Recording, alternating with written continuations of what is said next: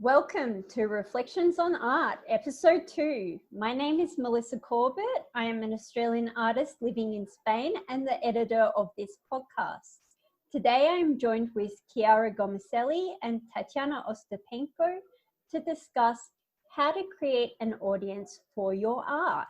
This will be a multiple episode mini-series with today's discussion focusing on how we can authentically create, educate, and connect with a potential audience as artists.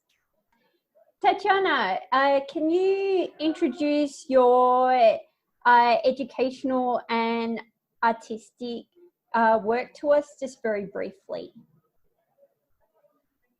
Absolutely. Hi, it's great to be here, Melissa, and hi, Chiara. I am an independent, self-represented artist, and I did not go back to school to get an art degree until I was in my mid-30s. I have been making and selling my artwork on my own for the last 7 years. Perfect, thank you. Chiara, can you briefly introduce us to your current projects and a little bit about launching your art business? Yes, hi everyone. Hi Melissa, hi Tatyana. And yes, I decided last year to become an artist, a professional artist. That's what I'm trying to do.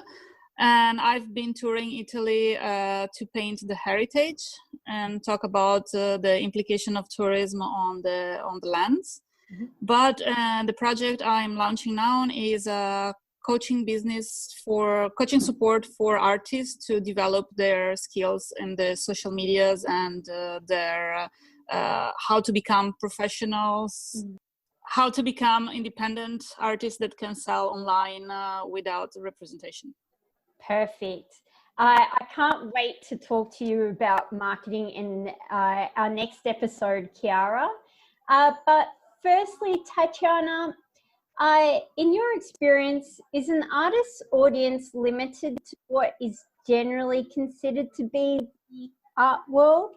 For example, museum goers, art collectors, and other artists?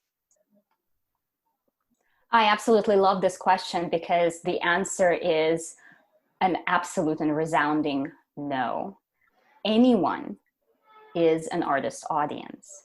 And I have made it really my artist mission is to bring artwork to the audiences outside of the ones that you've mentioned, because not just because that market is already saturated and those people see so much other artwork, but because I'm really against this strong stratification between kind of, the very upper echelon catering art world, because the need for art and the types of conversations that can ensue between the public and the artist are much needed on every level of society and are not just exclusive to these kind of venerable institutions and to the higher income brackets.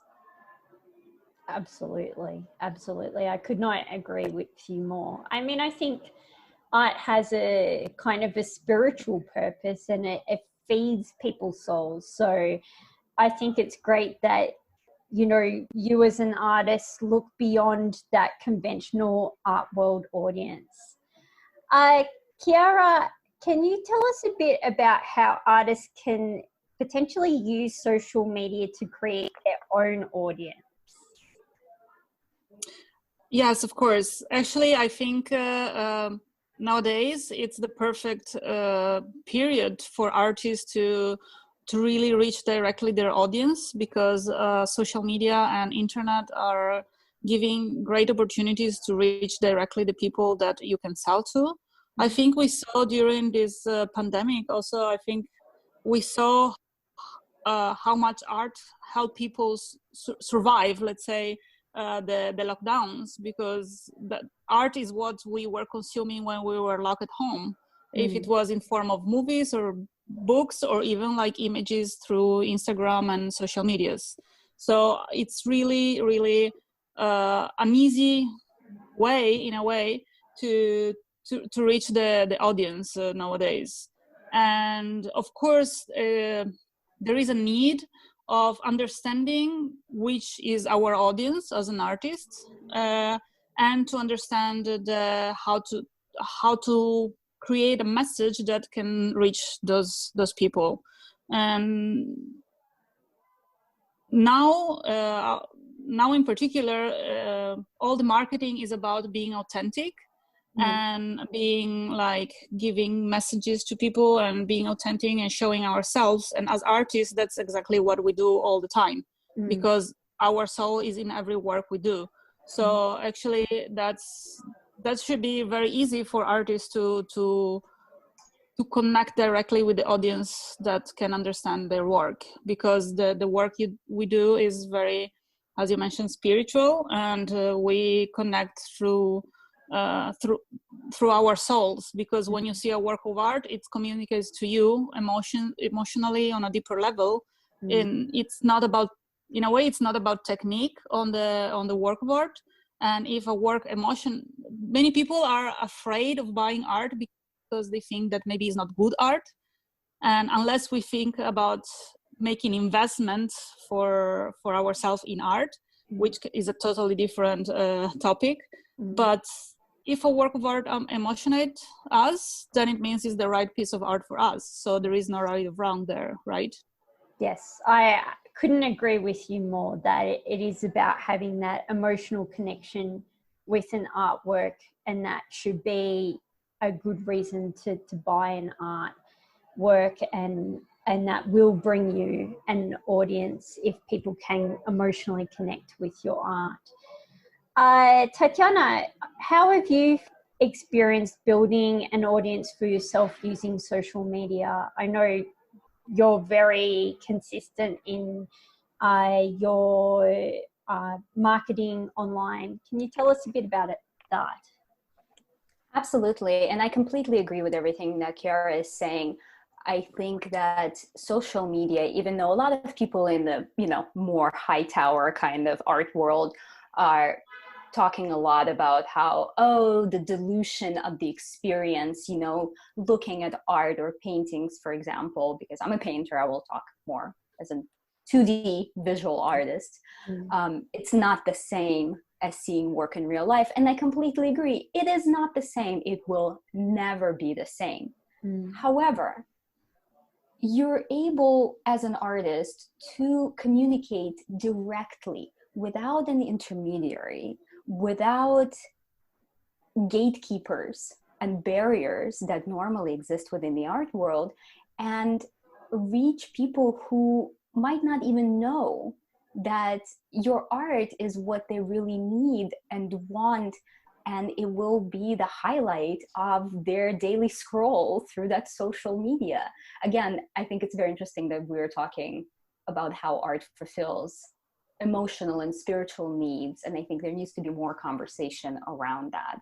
So for all the artists out there who feel like marketing is icky, and I know we'll be talking about marketing later, but a lot of artists have an attitude that they don't want to be salespeople, they just want to create. My response is always putting yourself out there and putting your work on social media and promoting it is really a method to meet more of those people whose life will be brighter, more fulfilling, more interesting, engaged, because they saw your work. So in a way, you can reframe that attitude and think about it as just giving to the world out there rather than screaming, me, me, me, buy my art, because that is not how promotion is. So that is my attitude toward posting on social media and sharing and engaging. Excellent. Thank you so much.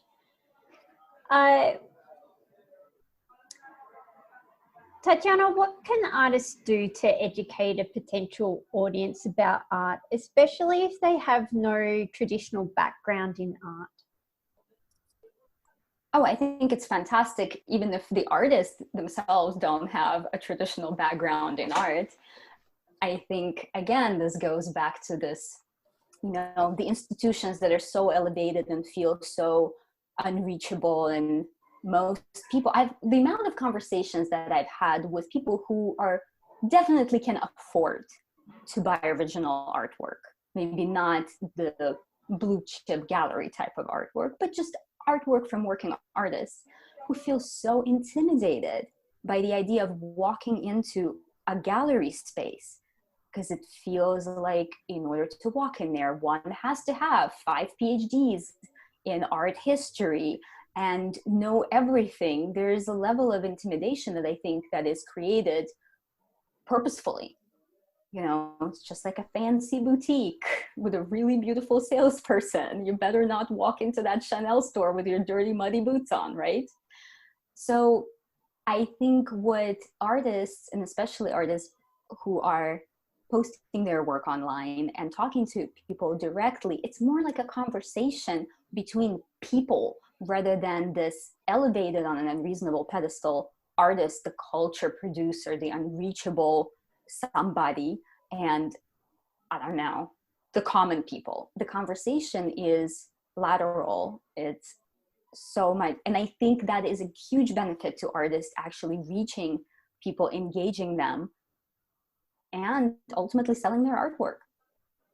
Absolutely. That so connects to an experience I had recently where I accidentally happened upon the official opening of a new exhibition by some friends of mine. And I hadn't realized that they were having the opening in the morning, and I was in my sports clothing. And later on, I joined my friends and the museum staff for coffee. And the museum staff were talking about how you can never really judge someone who comes in based on what they look like, because someone could be extremely well dressed but not very interested in what's on display, but someone else can come in their, you know, worst lounge room leisure wear outfit and just totally love what they see. So you really can't go by appearances, but so much of what people think is the image of the art world turns away so many people who could really enjoy what they see. What do you think, Chiara? I think that it's exactly like that. I really feel that there is a disconnect between the people and the art world. And I come from a background of urban sketching, and somehow I have the feeling that sometimes many people approach this kind of street art, let's call it, like the new street art model, I don't know how to call it, and because it's there, it's easily understandable, and it's very, you don't feel the disconnect. So it's easy to follow a person that is an urban sketcher, and you comment, and you ask question, and you say, oh, I was there too, and stuff like that, because the connection is immediate, and you don't feel that the difference between you and the urban sketcher. While many times with art, you feel, oh, I need to know before I can say I like the combination of the colors, right? Because that's a real artist, so I have to know what I'm talking about. So I think that, as Tatyana was saying, being as an artist, making it a conversation between people, and it's just the way to go, because art is definitely something very important for this world to move forward. I think that's definitely my image, and we artists have the role of changing it and making it available to everyone. Also because I feel that once people are more connected to art, they also will find it easier to do something artistic in their life, which is, and I believe that being creative is definitely a need of the human beings. So if you feel that the artist is not just the one that does everything perfect, you are not so afraid of taking that pencil up and doing some stuff because you feel like doing it. It's not about the result, but it's about the process most of the time. And I think creating this relationship between artists and people and can also help in this direction too. Definitely. I also think that a lot of artists, when they're starting out, their initial audience actually is other people who do art as well. And I notice within like my social media following, the people who are most engaged are people who also do art and can also be your potential uh, buying base as well. Like I have recently started the purchase of an artwork from another artist because I know about art and I really like art. It just makes sense to me to do that as well. And I think people forget that artists are a great audience for your art. How can an artist use their personal message and authentic presence to connect with their audience? Tatyana, would you like to start? I think we've been talking about this in a way, you know, throughout this entire podcast, because I think to me, this is not even a question, how can an artist connect to the audience authentically? It's how can you be a person who is authentically in the world? And there is no difference. It's just that here we also have the medium becomes the artwork. But especially on social media, and especially for those artists who want to reach an audience beyond just other art makers, artists, hobbyists, I think it's very important to speak about, I don't know, the journey of how is it that you chose to do this thing. It's not the most conventional choice as an artist to become an artist, right? What is the journey like? What is the daily experience like?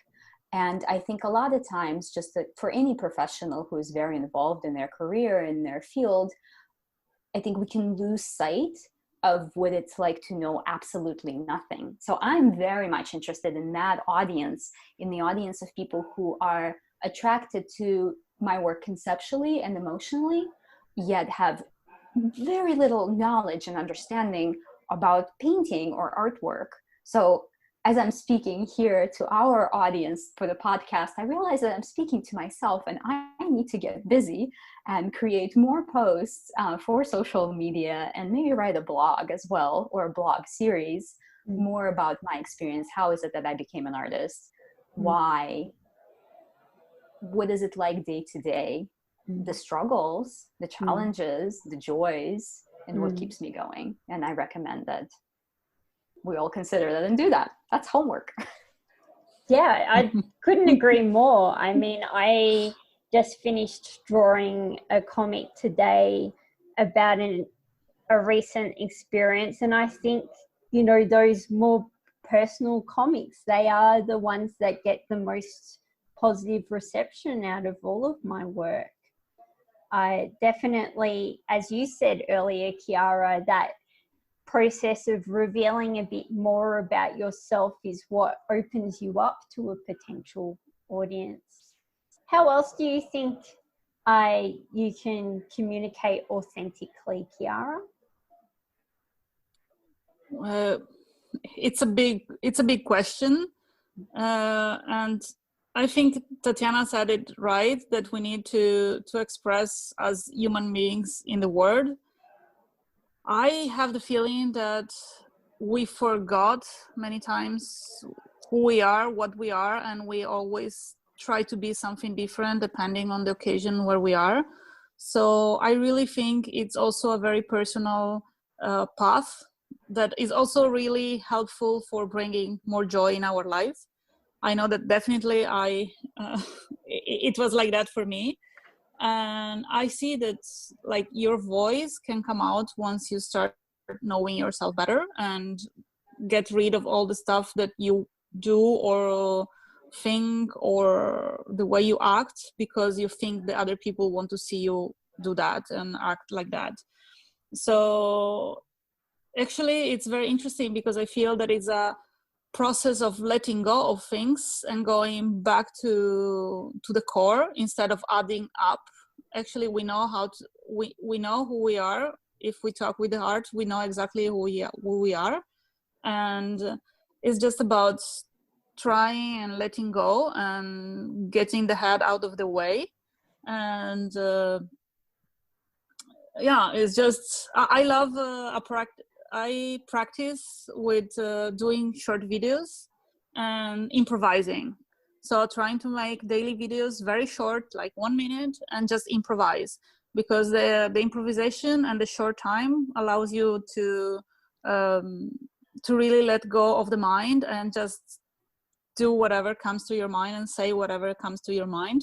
And that's a really interesting process of learning about your own authenticity. So that's definitely an exercise that can be used, and I found it very useful for me too. And it's just about it's about going out of the comfort zone, I would say, because it means really making ourselves vulnerable with others. Because of course, if we say the things that other people want to hear, that's a pretty safe way to go.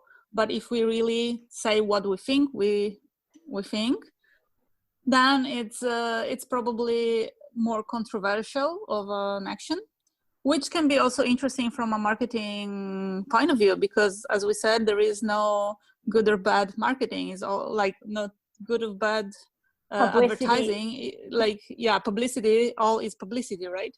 So if you think about it, if you say something that probably somebody will not like, probably it will create some word of mouth and some talking about it. We just have to be ready to deal with it. So that's the only thing we have to need to be aware about.